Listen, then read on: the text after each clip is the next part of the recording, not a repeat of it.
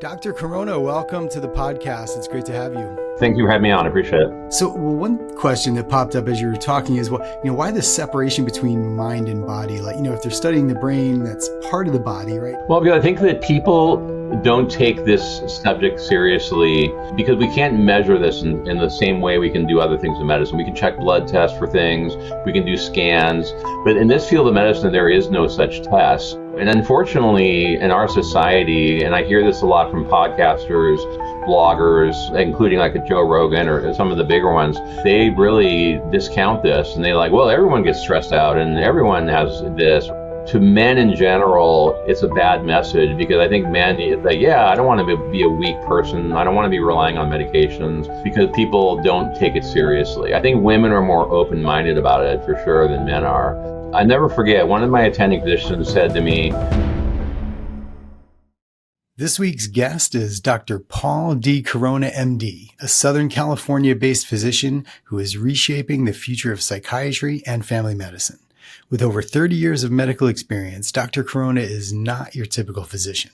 Starting his career in family medicine, he seamlessly transitioned into psychiatry, ultimately pioneering an approach he calls mind and body healing. He's authored 3 books in his My Mind and Body Healing series, and in his latest book, The Corona Protocol, he unlocks revolutionary insights into the treatment of mental health, challenging conventional methods that have been taught for decades. Are you tired of one-size-fits-all mental health solutions? Dr. Corona offers an unconventional yet tried and true approach to psychiatry, which includes off-label use of medications, combined treatment methods, and aggressive strategies that get results. Above all, he believes that mental health treatment is not about quick fixes, but a carefully calibrated balance that leads to holistic healing. Dr. Corona, welcome to the podcast. It's great to have you. Thank you for having me on. I appreciate it. So, Dr. Corona, tell me about how you chose psychiatry as a career path. Yeah, so back in medical school days, when we go to medical school, we don't necessarily know exactly what we want to do. But by about the 3rd to 4th year, we have to start making decisions because then we have to make a decision about going to a residency training program. So I was really interested in all the aspects of medicine except surgery.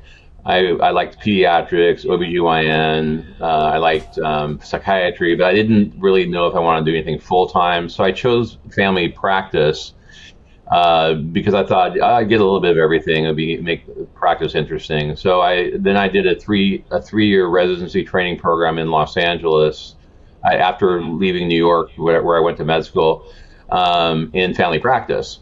And, during that time, during those years, I really got I never forget, one of my attending physicians said to me, Paul, half of what you're going to see in your practice is due to stress. People coming in because they're stressed out.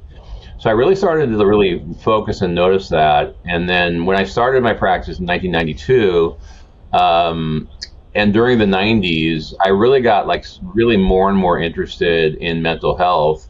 It was just fascinating to me. New medications started coming out that were really fascinating.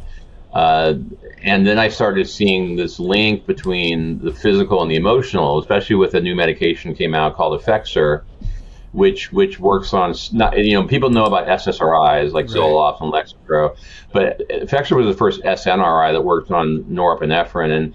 And what I started seeing in my patients was that their pain was going away, their fibromyalgia, their irritable bowel syndrome, their headaches, all these things started happening that were really strange. And I was wondering, what is this? There's got to be some connection going on here.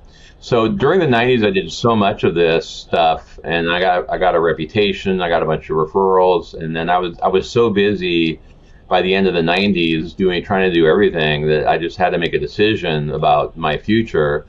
And I decided that I wanted to go, and I call mind body medicine.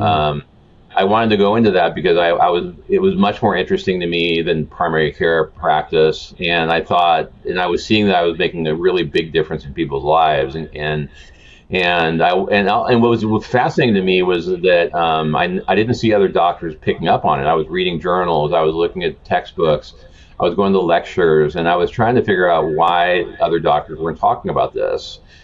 And I know now later on that it was because, there's a very unique story being a family doctor and going into mental health full time. And I think understanding the physical aspect, whereas psychiatrists don't really study the body, they really study the brain, but they don't really understand the connection there. And then the same with primary care. We understand the body, but not the brain so much. And so that's what kind of led me into this field. And starting around 2000 or a little bit after is when I split away and I decided to, take my practice in a different direction. And that's when I started writing my books so. Yeah. So, one question that popped up as you were talking is, why the separation between mind and body? Like, if they're studying the brain, that's part of the body, right? And I know this is probably an old question in the field, but I'd love if you could just share your thoughts on that. Well, because I think that people don't take this subject seriously because because we can't measure this in the same way we can do other things in medicine. We can check blood tests for things, we can do scans, but in this field of medicine, there is no such test because it's a microscopic problem in the nervous system, and so we can't. So the only reason we can test it is if we have a theory, we think this medication is going to work, we try it and see, and if it works, then we were right, and if it doesn't work, we're wrong. And so it's a different way of looking at it. I think people have this notion that mental health is, people think, well, get really defensive about it. Well, am I crazy? Or, or is it all, and I've heard this question, is this all in my head? And I said, well, kind of, yes, because that's where your brain is, in your head. Yeah. And I think this connection, I think most people don't appreciate it because of that, because of the fact that they don't see it as a real medical problem. And unfortunately, in our society, and I hear this a lot from podcasters, bloggers, influencers, including like a Joe Rogan or some of the bigger ones, and they basically they really discount this, and they like, well, everyone gets stressed out and everyone has this, or everyone gets depressed sometimes, so they kind of minimize it. And I think to men in general, it's a bad message, because I think men, like, I don't want to be a weak person, I don't want to be relying on medications, so it's a very attractive message, because people don't take it seriously. I think women are more open-minded about it for sure than men are. But I think also people feel that I don't want to be numb. I don't want you to give me something that's going to make me numb and not care about things. Yeah. And so there's that. But there's a lot of doctors out there, frankly, are not that great with treating this. To be frank, I mean, most primary care doctors don't do that well with it.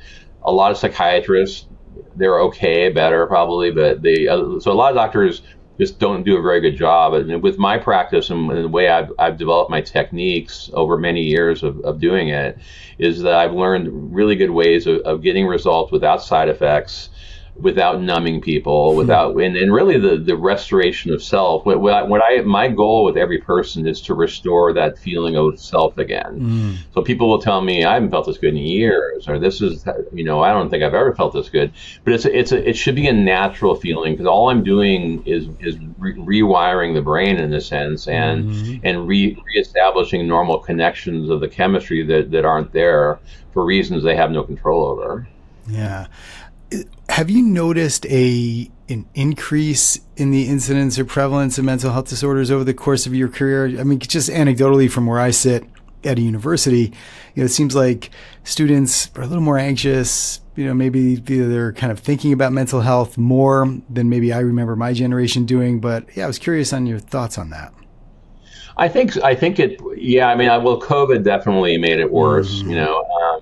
The pandemic was really bad for mental health. Yeah. But I think probably I think it's always been around. I think back in biblical days, there were people who struggled. And before that, I think it's just, and in previous generations, maybe they say, oh, they didn't have it, but I guess they were alcoholics, or they guess, my mom was a really nervous lady her whole life. And so I think it's been around. It's just, I think we're talking about it more now. I think we're recognizing it more. And frankly, since the 90s really is when we started having better medications. I think before the 90s, we had more crude and medications that weren't as good.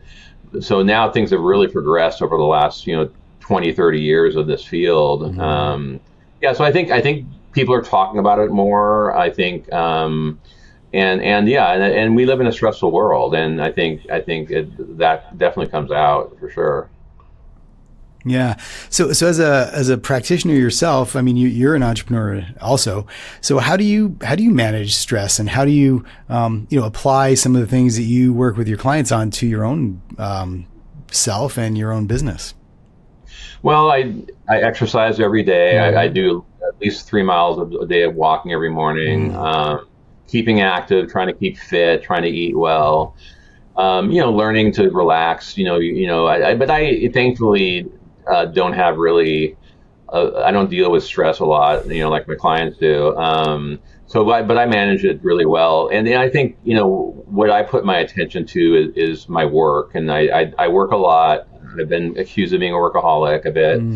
But I started writing my books because I think in the early about 2002 is when I started writing my first book, because at the time I felt that I need to get the word out about this, because people aren't talking about it. I don't see any books out about this, so maybe I need to write one. And so I guess the entrepreneur in me was starting to write, and I didn't even realize what I was going to do, how far it would take me. But I started writing my first book after about 4 years or so. I had 800 pages, so I decided, okay, this is too much for one book. So let me split it into 2 books, and I'll work on the second half. And then I worked on the second half, and for the next 4 years, and then I had another 800 pages, and then I did the third book. So it's all 3 of my books, and they're called Healing the Mind and Body, the trilogy.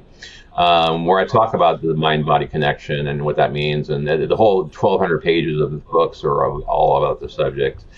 And then after that, I took a short break, and then I decided that I really want to teach.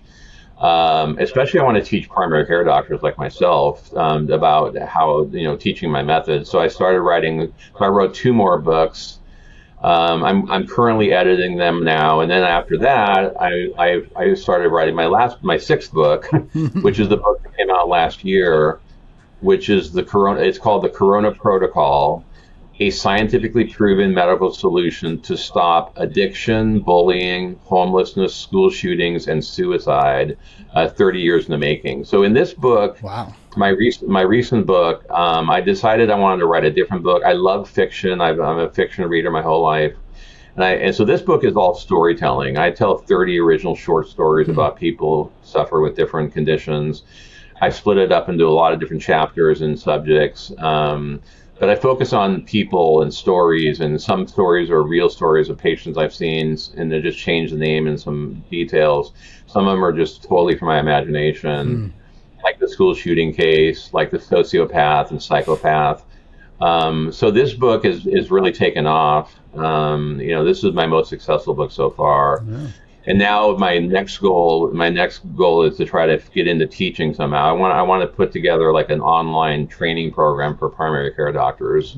And so these 2 books are going to be the kind of the basis of a course, the Corona Protocol prescribers course that I want to teach, and want to kind of spread the word. I want to travel. I want to talk to primary care groups and training programs, and try to I want to try to pay it forward and really get other doctors. I can only do so much for my clients, right. And I can see people. I'm frustrated because I know there's so many people out there who need help who aren't getting it, and they're frustrated. They go to their doctors who don't know how to help them, and I see it all the time here, and I know it's happening everywhere, and I know that bothers me a lot. So how does a client come to you? Like when you get a new referral, is it a pretty standard pathway, or is it all over the place? Or if there is such a thing, what does a normal patient or client present to you as? A lot of referrals from other patients, a lot of referrals from psychologists I work with, a lot of referrals from other doctors because I'm well known in my area, specializing in this. So it's mostly referral based. Some people see me on the internet, or they find my website, or they see they see a blog I did, or they find out about my TV show that I'm doing now. So they see the TV show, they see it on my YouTube or on Roku. Yeah. Well, tell us a little bit about the TV show. I thought that was kind of cool. I was checking it out on your website earlier.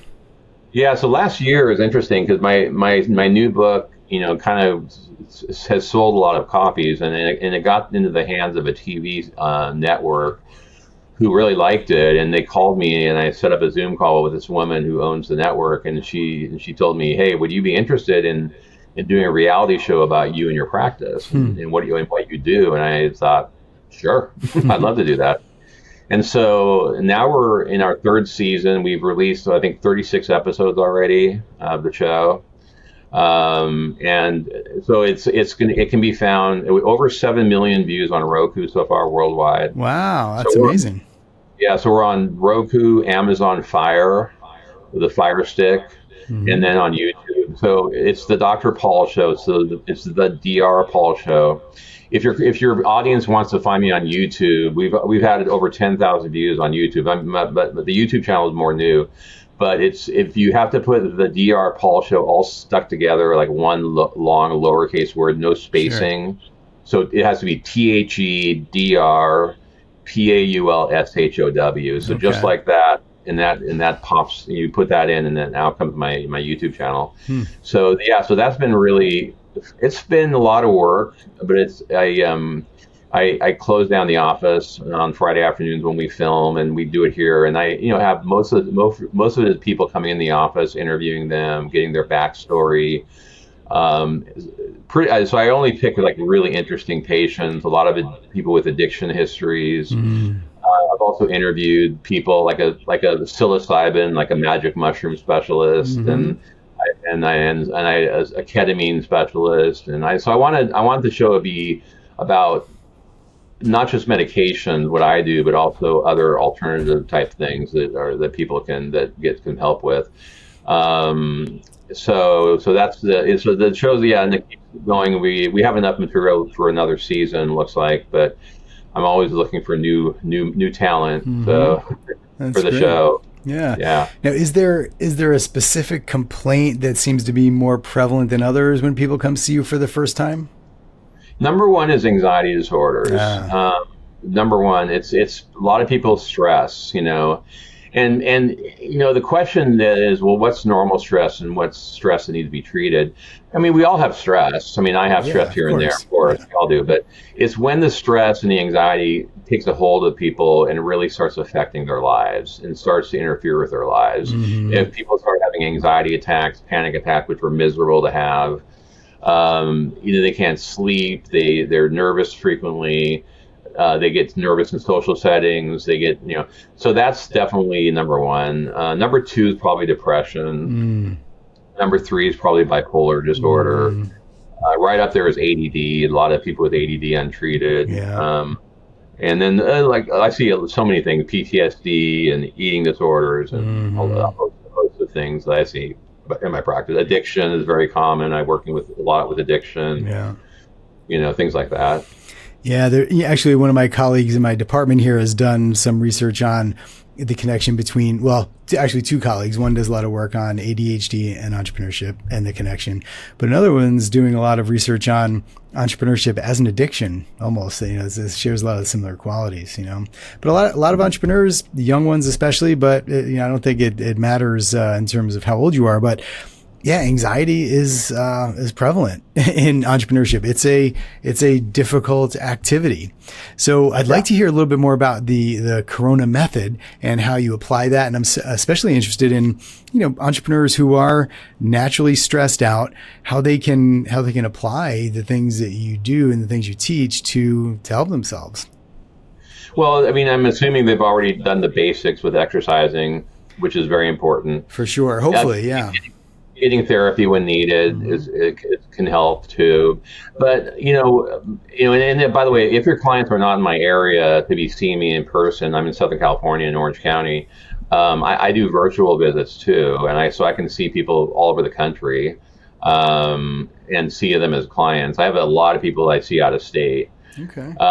So my methods, basically, I've learned in my methods that it's not like that we learn in training. So the typical thing we learn in training is, okay, you have to start with an SSRI. That's always the first line, which I've disagreed with for 30 years. And also the notion of, it takes 4 to 6 to 8 weeks to work, which is complete nonsense. That's never been true.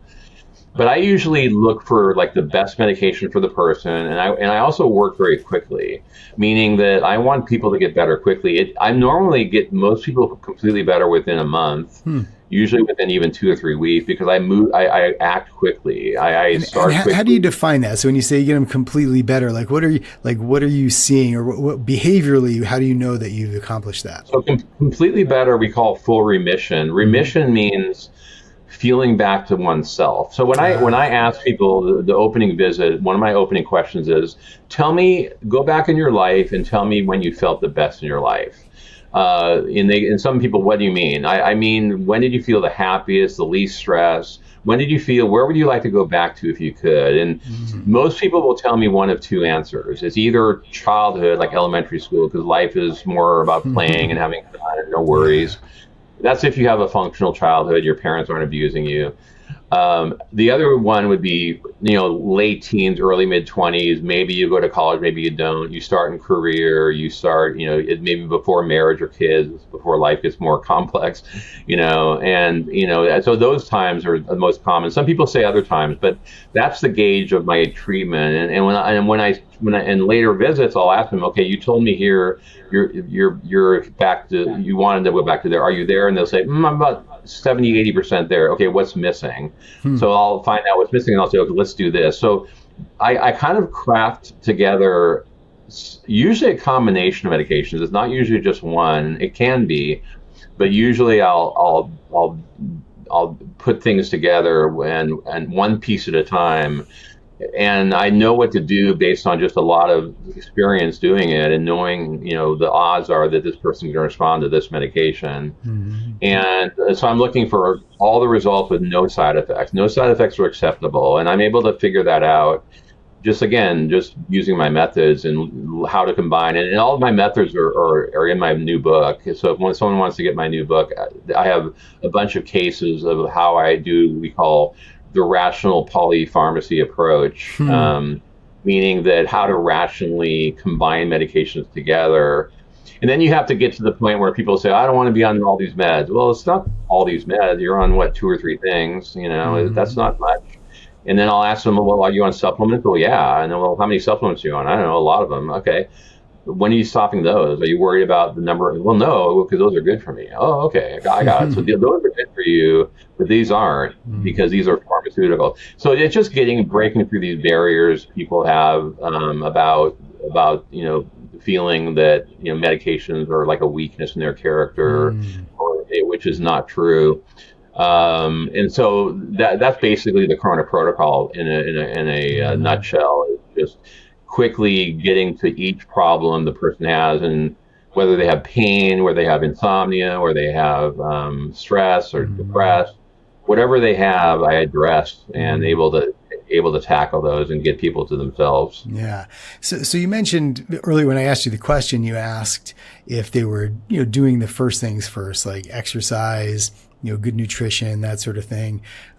Is that where you usually start? Or, because I'm wondering, are there circumstances where you might see a patient, say with anxiety or something, and maybe before prescribing a medicine, have them do other things? Or is it true that, the medicine is going to be the thing that helps them get there regardless of the other behaviors? Yeah, I mean, most of the time when people get to me, they're already at the point where they want more help, and but I'll start with the basics, but some people are frankly say, I don't even have the motivation to exercise. I'm just so tired all the time. I'm depressed. I'm unmotivated, and so how do I address that? Probably some Wellbutrin boosting dopamine would probably be a good one. That person to kind of get them up and going. Yeah. So in other words, you get them started so they can get to the point where they can do those things that are going to be helpful, and maybe even have a compounding effect with the pharmaceuticals they're on, perhaps. Exactly right. Yeah. Yeah. So do you have an example? Have you, or let's see, how could I say this?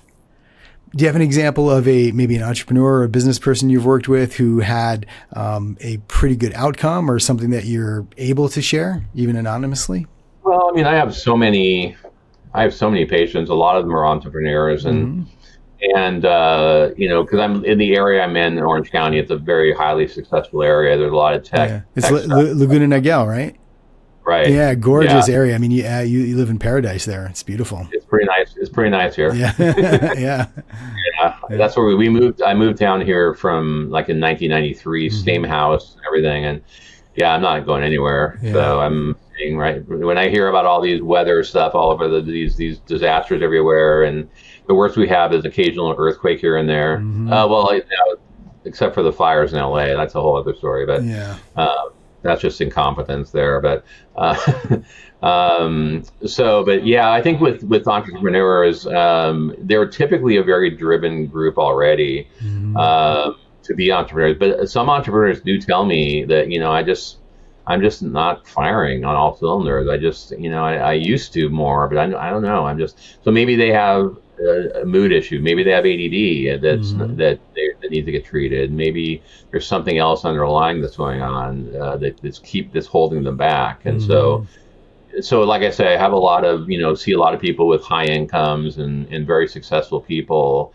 But even sometimes the most highly successful people just don't feel great, And, I mean, some of the people that are the wealthiest, like you take like Hollywood and some of these movie stars, and some of these people they have everything you would think you would want in life, and they're still unhappy. I mean, think about Robin Williams. Why would he kill himself? He was the happy guy. He was always smiling, and he was always cracking jokes. Why would he hang himself? That makes no sense. Well, it makes sense when you understand depression and you understand addiction, So when things don't make sense because someone says, well, I'm successful, I have enough money, I have all the things, but there's something missing in me. That's what I try to get to, Yeah. I think that's very prevalent among successful people. I mean, a lot of the successful people I know, if maybe their 20-year-old selves could look at them now, they'd think, wow, you're there. You're where I always pictured myself being. That's where I want to be. Yet, it's true that, all the things don't make you happy, right? It's somehow inside. And I guess that's what you're addressing, right? Either pharmaceutically or through behavioral interventions and that sort of thing. Yeah. Yeah. What makes me happy is, my patients, seeing them and getting them better. I mean, I love when I see the results and I see people's lives change for the better. And writing has been, it's been a lot more work than the money I've made from it. That's for sure. It's been so if anyone wants to write a book, I highly advise it because I've obviously written 6 of them, over like 22, 23 years. It's a huge commitment and you have to be dedicated. You can't just, you have to stay on it, and the writing part is fun, but the editing is exhausting. Yeah, and that's the part, like where I'm at with my 4th and 5th books right now. It's just like I'm so tired of reading my material over and over again, but I have to do it because I have to get this book right, and I have to just, so I do that when I have time in the evenings instead of watching too much TV, and I try to use my time wisely and. Because I have a lot I want to do. I have a lot in the future I want to accomplish still. So yeah. So I wanted to ask you a little bit about your process for writing because you've been pretty prolific. I mean, I did one book, and like you said, it was a lot of work. I don't know that I would do it again. And I even hired an editor to review my stuff and send me suggestions because I just didn't want to do that part of it. So to write so much, what is your process like? How do you do it? Because I know a lot of my students or even entrepreneurs I coach, that's a goal they have in mind. But then when they actually sit down to, put fingers to keyboard, they just lose it. So what is your process? You just have to know exactly so number one is an outline. You have to just have a good rough outline of what you want the book to be about. Kind of an outline of maybe the chapters you want to put together. So you first just get kind of an outline, and then you just have to write. And you just have to. And the best thing I've found is just like make it like diarrhea. Just put everything out there. Diarrhea of the mouth. I dictate. I don't type because I don't know how to type. I have a software where I voice dictate things. So I just talk, and I talk, and then what I do is then after that, then I'll review it and then just edit, and so that's it. I think it's just that, and I think just staying with it. You have to have like you have to, maybe people take breaks, but you have to, plan ahead and say, okay, I'll finish this chapter this month or this couple weeks, and then I'm going to work on this chapter next. So you have to have a plan in mind. Otherwise, if you don't have a plan, people just stop writing, and they just put it aside and they don't get back to it again. And so it just takes the tenacity to just keep going.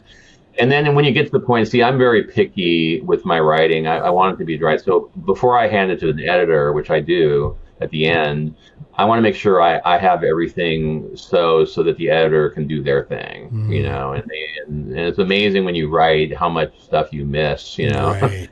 How much, even though, I know how to spell things, it's just like, how did that happen? How did that extra word get in there? And and it's like, I've gone through that material like 4 or 5 times already. How could I miss that? Yeah. And I just, and so, but what I do is I love to read. So what I'll do is I'll write for a while. And then when I get burnt out with writing, I just put it aside and read a book. Uh-huh. And then after I read a book or two, I'll say, okay, then I go back to writing. So it's not always constant writing. It's taking breaks when you need it. Yeah. I read a book by Stephen King called On Writing. I highly recommend the book. If someone wants to write a book, read Stephen King's book. It's called On Writing. And the simple rule he says is write every day, read every day, write every day. He said you always want to be reading something. You always want to be writing something. If you want to be a writer, every day. It doesn't matter how much you write. Just do it every day. Get some out there. Maybe you get a few pages in there, and that's it. And if that's all you can do, okay, great. You got those. Move on to a few pages the next day. Yeah. So I guess it's just finding something that will work for you and having the discipline to stick with it, right? Right. Exactly. It's a discipline. It's definitely you have to be highly disciplined to be an author. Yeah, for sure. I mean, I'm amazed at some of these prolific authors that I read about how many books that they put out. It's mind-boggling. I know. I couldn't even imagine that. Yeah. I'm a fantasy writer. I love fantasy. And now I'm on to J.K. Rowling. Everyone knows her, but I'm reading some of her modern books on adult novels, and man, she's amazing. Her skills. I mean, the amount of material she puts out is just unbelievable. Yeah. Do you think George R.R. Martin is going to finish Winds of Winter? I hope so. I've read everything but I've read some fantasy. I read all his books, but I've read some fantasy authors. I literally read 30 to 40 books of certain authors. Wow. Yeah. I've read everything on certain fancy authors that I've read, and then every time they come out with a new one, I read it. Yeah. So. So tell me, so if there's a younger entrepreneur, maybe an undergraduate or graduate student who is, thinking of pursuing some mental health assistance, what are some things they should think about? How should they prepare for their first visit? The types of questions they could ask their provider? How do we get them ready for that first encounter? So I have a form on my website, a new patient form, evaluation form. So it's about 3 pages long of questions I ask. So what they do is they fill it out. And then what I do at the beginning of the visit, it takes me a few minutes to read through that material. That right there gives me a ton of a head start because I know, they put down their symptoms, their family history. They put all the information down that I want. And of course I ask them a lot more, but I think if they look on my form online, they'll see the things I ask, everything, what do you smoke? Do you drink? How much do you drink? Everything, symptoms, history.